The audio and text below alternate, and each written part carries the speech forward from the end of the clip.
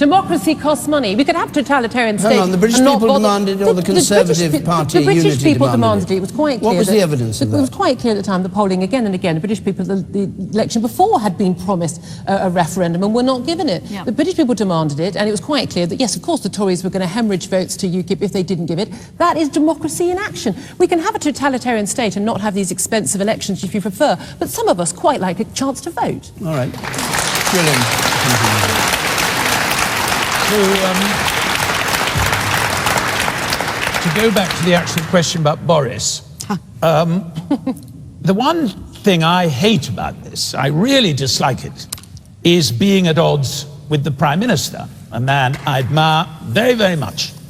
I don't agree with Diane that he was footling around in his negotiations. I think he did extremely well, and I doubt anyone could have done better.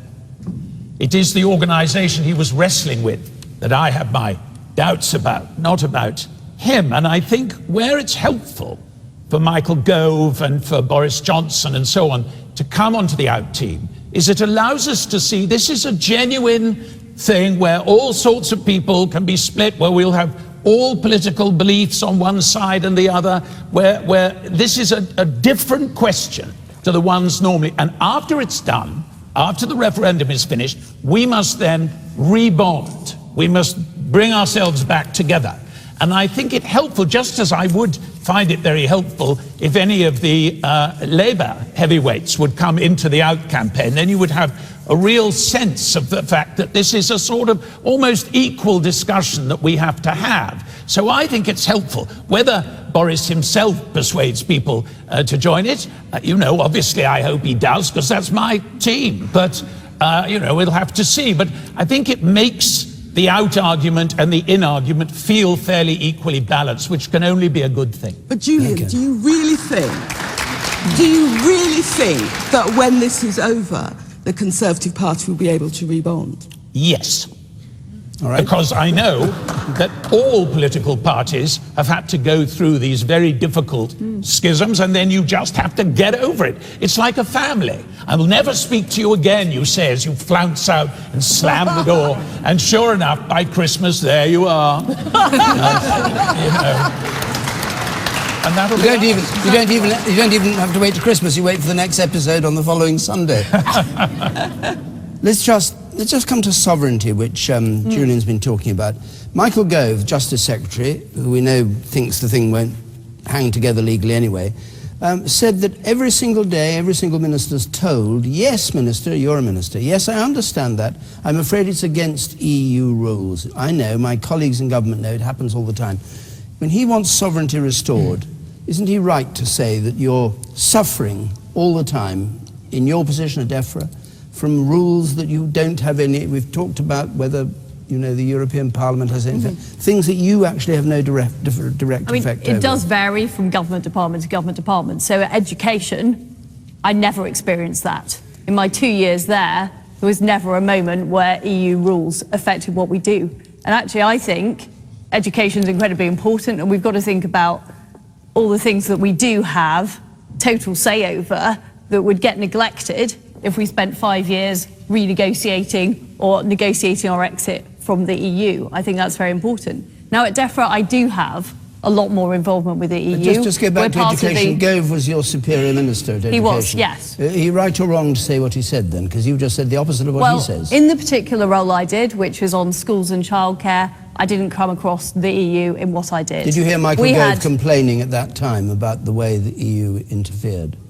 Well, he's somebody who's very passionate about the EU, so of course he talks about the issue a lot. I think what I would say is that when you look at our key domestic policies, what we need to do to improve productivity, whether it's reforming our welfare system, reforming our education system, our fiscal policy, and David Cameron has made sure that we are protected from the Eurozone in terms of our monetary policy. When you look at all... Gordon Brown was the person that I do agree with Diane that Gordon Brown did contribute to staying out with the Euro, which was a very good thing. DEFRA, the bit you know and you're working in now. So DEFRA does have a lot of rules. from the EU, and we are part of those discussions and negotiations. Irritating to you? Difficult to you? They are irritating and they are difficult. You'd rather be out then and have we your own... have those discussions. But my view is that the cost of doing that, the cost of being part of those regulations and having those discussions, is worth the huge benefits we have from being in that market. If you look at food and farming alone, we are getting 11 billion worth of business from being part of those rules. Because if we don't follow those rules, you can't trade. Okay, man in the white T-shirt there. Well, I think it's important that we have an open discussion concerning Britain's membership of the EU. I think it's equally important that the government should focus on issues at hand in our own country. And I'm concerned that perhaps the government might be spending too much time and resources on this EU campaign. Liz, can you reassure me that the government will be focusing on issues over here?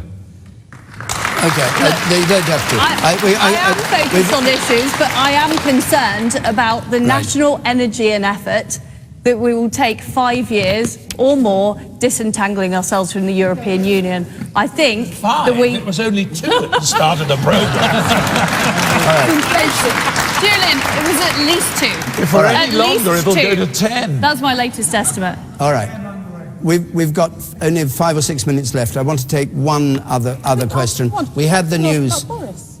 You want to say something about Boris? I was going to say, could I answer about Boris? Okay, very quickly. Very quickly. Well, I'd say I just think that Boris is supposed to actually give a boost to the Leave campaign, but I think mostly he's giving a boost to the Boris campaign, because I think most things that Boris do are about Boris more than anything else. The junior doctors announced they're going to have 3 48-hour strikes in March and April. And the question comes from Jim Green, please. The BMA has always enjoyed widespread public support. Will this continue if the doctors carry out further strikes? Okay, we've talked about the issues often, but the strike action is the thing that's at issue here. Julian Fellowes.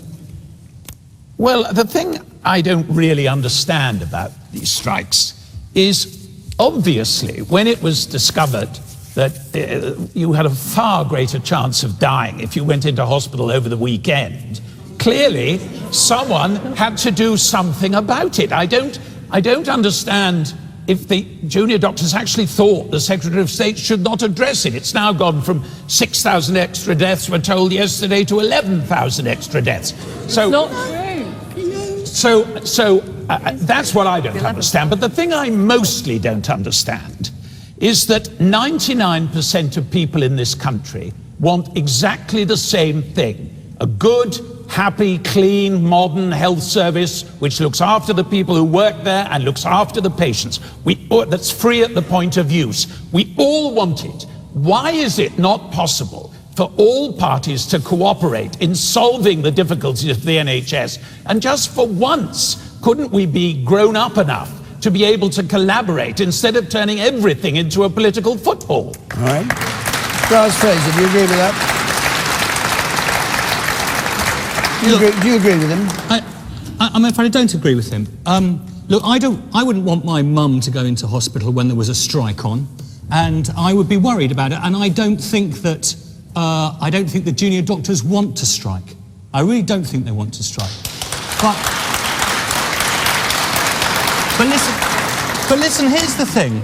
What happens if you're in a situation where you as a junior doctor sincerely believe, and a great many of them do, that this new contract, this new situation that's being imposed upon them, will actually put people's lives at risk? What happens if you think that? Okay. What do you do if you think this is what... And this is what they're saying. If you're so exhausted that you actually can't deal with the patients properly, they're right to say something. And if all they can do is strike, I don't like it, but I understand it. All right. I expect you're a doctor. I'm going to have to be brutal. We've only got 3 minutes of this programme left because we talked a lot about Europe. Julia. Look, it's very simple. 11,000 more people do die over the weekends in hospitals. The reason, let me finish. The reason they do die is because they arrive at hospital sicker than the people who arrive Monday to Friday. They are almost they are all emergency cases. It is absolutely clear. The editor of the BMJ has said that Jeremy Hunt is publicly misrepresenting the study that he keeps quoting about 11,000, and he's misusing the data to mislead the public. The reality is, we're looking at basic maths here. It's not brain surgery or rocket science, it's basic maths.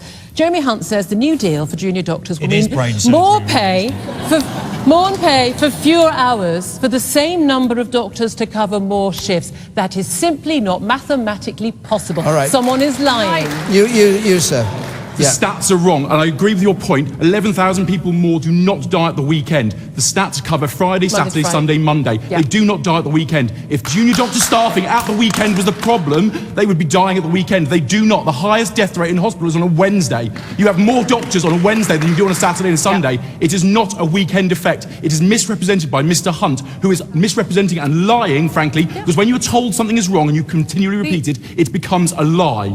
Right. He is lying about what is happening in hospital. We as doctors, I am the doctor on call for the next 2 strikes. I am the surgical registrar, the junior doctor who will be looking after each and every one of you when you come in. I will be making sure you're safe. I am the man below the consultant who will operate on you if you are sick. I will be there. No one will be put at risk. I will make sure of it. You have to be very brief. Junior doctors do an incredible job. They are the backbone of our health service. But in response to what Giles has said, we are reducing the maximum number of hours doctors can work. In the current contract, let me finish. In the current contract, the maximum number of hours is 91 hours a week. Sorry, we think that is unsafe. All right. We think that is unsafe, Liz. and it needs to be reduced. It's the same number of hours. You've made your point, sir. Thank you very much. But no, wait a moment. Jim Green's point, and we now have 60 seconds or so left, was will further strikes alienate public support, in your view? Well, I think the contract is now fair, and I think You're not that it'd answering be the question. wrong You do. if doctors did go on strike. All right, Diane Abbott. I believe, despite this possible strike action, that doctors will continue to have the support of the public because people know junior doctors do not want to strike. They also know there's been this quite dishonest misuse of figures to suggest that doctors aren't already working a 7-day week and people are dying because they won't. Doctors will continue, the public will have faith in its doctors long after it's lost faith in this Tory government. You can, the woman in white there, smiling so winningly, you can have 10 seconds. Me? But that's all you, yes, but be very quick. I just want to sort of pop something into the general conversation because I'm a probate lawyer, and I can tell you that the vast majority of new probate cases come in on a Monday. This is those who have deaths died, at the weekend, sadly. yeah. All right. I don't know whether that adds anything at all. But you got away with it. Our time's up.